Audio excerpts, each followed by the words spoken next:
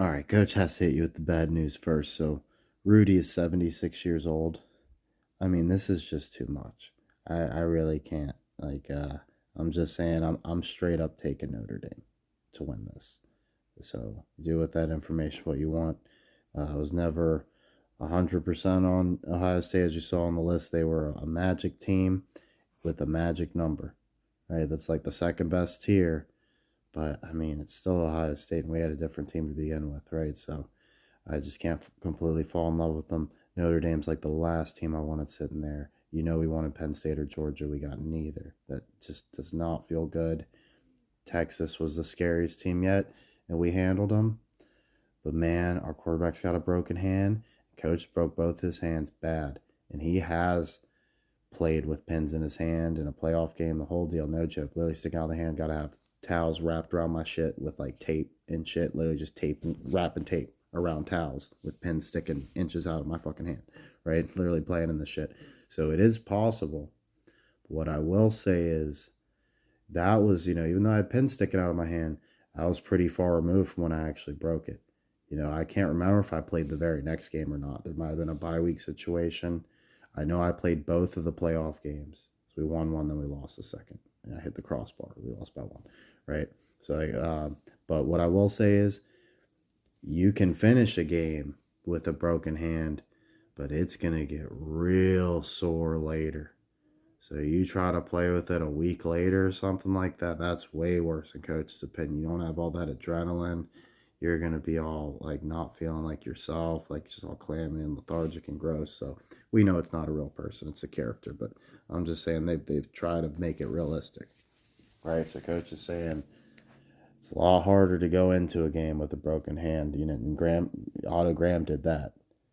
But, props to him for finishing it, but that might have been our last rodeo. Right, we're going against Rudy now. Coach wants to make a little joke, sort of. I was able to buy my Notre Dame insurance with a Lions cash out. I'm the only person selling Lions stock on YouTube right now. Isn't that hilarious? And I had it in before all of them. So just proving to you, I had this shit forever ago. And look, Cavs and Lakers, how good does that look too? Like they're paying me 5-1 on I know it's just $2.50, but I threw 50 cents down. That's not bad at all, right? And it was only a $1,500 payout. That's why coach is now saying like, don't worry so much about what the payouts are. If it's not a grand slam thing and we just got to grind it out and get a little bit, I mean, that's all right too, I guess. It's definitely not what coach wants to do, but anything's better than this, right? Coach is trying to buy freedom. He doesn't want to be a slave anymore. That's why he's like nervous wreck all the time if any like one little thing goes fucking wrong as far as the sports picks and stuff, because he wants to get them all. Because anything short of that, they don't want to fucking pay you, right? You better get like four of them if you want to get like hella paid, and it's got to be like exact predictions and everything.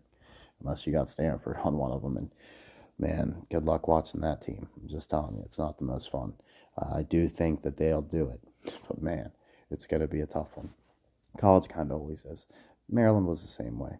Maryland, if I recall correctly, we weren't going to get in the tournament at all, and we had to win the ACC tournament. So please, God, don't let Stanford do that to us. But if they do, honestly, I don't actually pray for stuff like that. What I pray for is, I'm not asking for any of it to change. Whatever it is what it is, right? It's what they've picked. Just give me the vision to see it before I'm a complete fool, or even if it's after the fact, just give me clarity. You know what I mean? Like as long as I understand why I got burned, you know what I mean? Like that makes it good. I like if I'm just feel like I had the absolute best script and they fucked me and it's just completely hopeless. That's the worst feeling. But it's like, oh wow, even this amazing script was a dummy script. There's an even better one.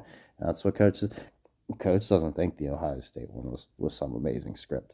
We just had some pieces there that we needed to get propped up. I mean, I think Chip Kelly could still go to the Browns after losing to Notre Dame.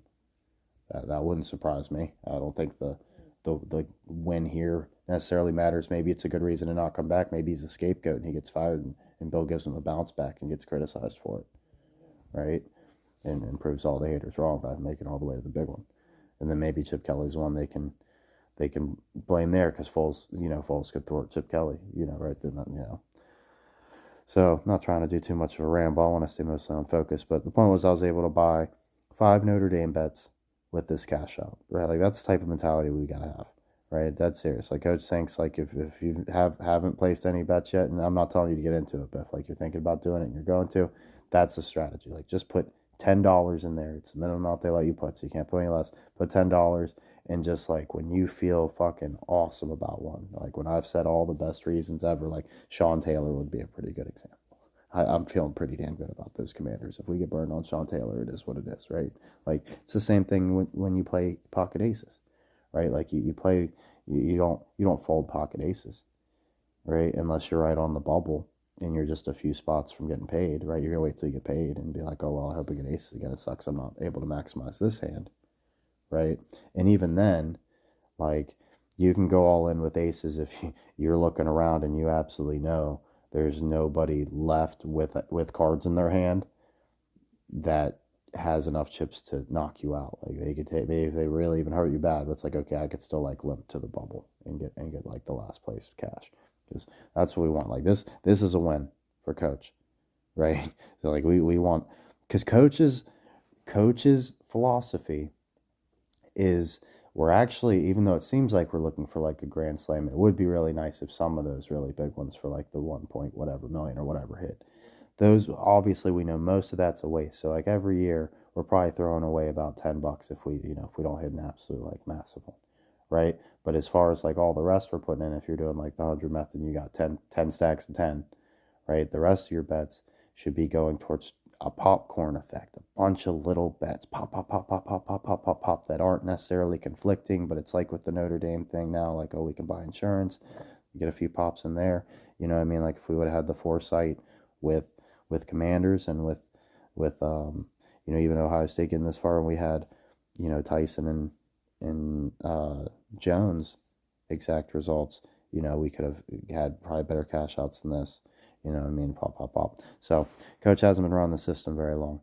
So this is like pretty much the first truth. At least before, a lot of the bets I was trying to make before was like entertainment, to show you an example of like exactly what long shot odds are. Like 50 cents to win, whatever 100,000 sounds good or whatever, but it's more fun to show you 79 cents wins 1 point whatever million. But coach is saying never take the temptation, right? Unless you're like your absolute favorite pick, right? Never, but unless it's over, even if it's over $1, don't do it. But I'm saying like if it's a few cents over 50, go for it. You know what I mean? But I think the true method should be minimum bet they let us do, in bet in waves. Don't sit down and put like a ton of bets in, whatever. Put like the five, maybe what that's $2.50.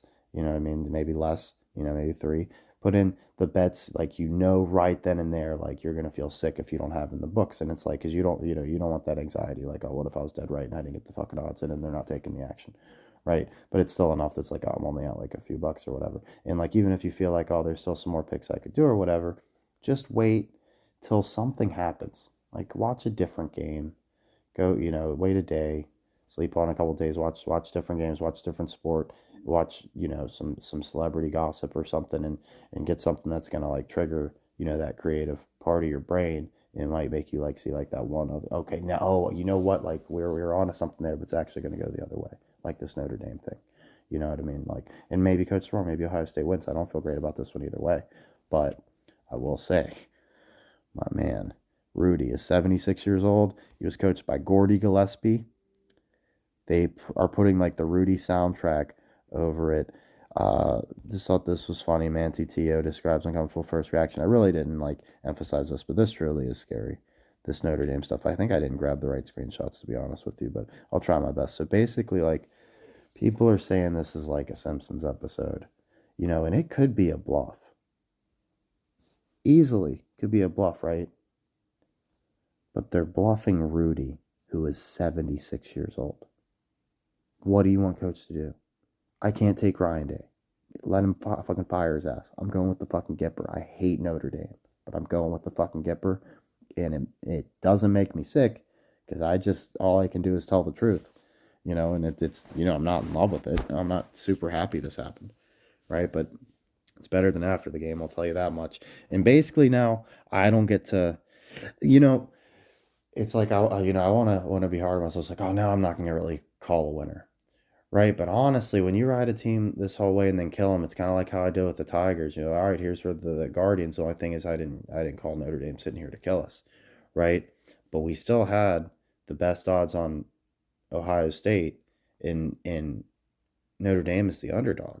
So this is like technically a win-win. We got that. That's there's no matter what. If you played coach's method, there's no way in hell that, if it's just on this action, and imagine if, like I said, we could add Tyson and Jones on this, right, and we were able to be riding that into this, with that Ohio State stuff. We could just sell those, buy Notre Dame stuff, throw like 10% of it towards Notre Dame stuff, and then no matter what, you're walking away with money in your pocket. Like, there's no way that you shouldn't be walking away with something, after this one. But like, we just, didn't fall that way, right? We weren't ahead of the game enough. Coach was honestly intimidated by college sports because there's so many teams, etc. And he's still, even so, basically, if Ohio State lost last night, Coach was never going to make another college pick. We were going to ride out Stanford and Kansas, and that was going to be that. And besides, and I think you'll understand why I'm saying that, because we were clearly being over our depth,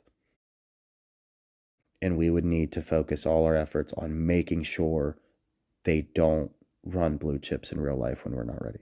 Because there's no way in hell Coach is missing that Indiana stuff, right? That's what Coach really, really wants, and he was never thrilled with having to cover Ohio State. Like you said, he always thought they were boring. I'm now on chapter 6 of the book, which is part 2, and of the New Dawn, Forgotten Dawn, Ohio State, and it's just a tough read. It doesn't read like the other stuff where I can just tear through. Like, I'm like 10 books down, and this is the first one that's like actually giving me problems, just because it's not that interesting, apart from like them clearly being devil worshippers and they're proud of it. Like, but like, you can get that anywhere. I don't need Ohio State for that. It is interesting. I can show you that we're right and that's what they're about. But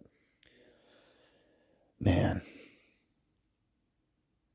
Coach hates these types of videos because I never go with the script or whatever, but I'd rather just have like a whole bunch of different interesting stuff. But we got to do like a panic reaction. Obviously, we got time still. It's days away. But I'm telling you, I can't imagine anything happening that's going to make me go back to Ohio State. They're bluffing Rudy, dude. And we're the favorite. I always take the dog, especially in the championship. Unless like they gave us the Chiefs as the dog last year. I don't know why they do it like that. And it's not like the favorite never wins. Like I said, it's not a 0% chance Ohio State is going to win. It's just 0% chance Coach is putting any more money on them. I got my money on Ohio State. It's time to invest in Notre Dame. They're bluffing Rudy. It is what it is. Collins, you and Colrick will play the ends. In the same backfield, Jimmy, you and Collins, Chebney, and Niemiec. Now, the success of any team, men, based on team play. They've been shown all year. Sacrifice, unselfish sacrifice.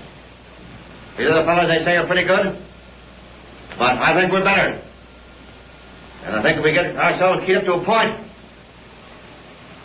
where we're confident of that, why, the results will take care of themselves. All right, now in the kickoff, if we receive, the three men drop back on the receiver and block long. That old Notre Dame style. If we kick off, with the rest of these teams walk, let's run down fast. This is as fast as you can run. And then we go on defense. And on defense, I want the center in and out of that line according to the situation. Use your old head. And I want you guards charging through as far as you can go on every play. They expect to play right over you every time. And the tackles, I want you to go in 1.5 yards and then check yourself. Spread your feet, squat down low, and be ready with your hands and elbows. So you won't be sideswiped. But I want the ends in there fast every play, but under control. And you men in the backfield there, I want you to analyze before you move. And if they throw a forward pass, wait till you see the ball in the air, and then go and get it. And when we get it, boys, that's when we go on offense. That's when we go to. And don't forget we're going to pick on one tackle that time this week. We're going inside them. We're going outside them. Inside them and outside them. And when we get them on the run once, we're going to keep them on the run. And we're not going to pass unless our secondary comes up too close. But don't forget, man, we're going to get them on the run. We're going to go.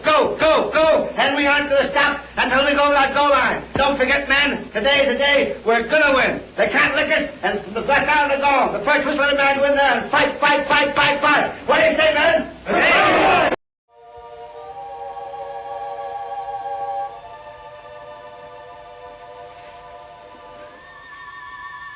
George.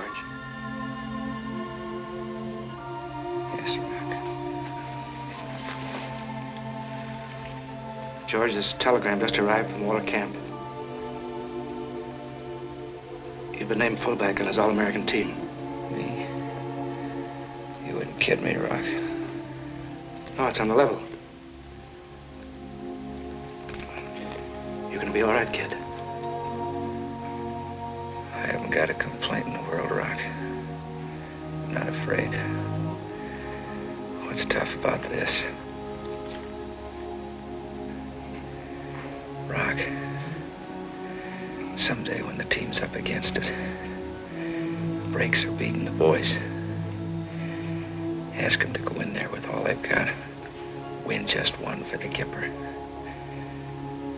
I don't know where I'll be then, but I'll know about it.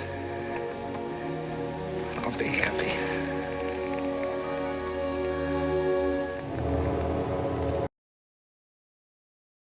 So, Coach already warned you about old Newt Rockney,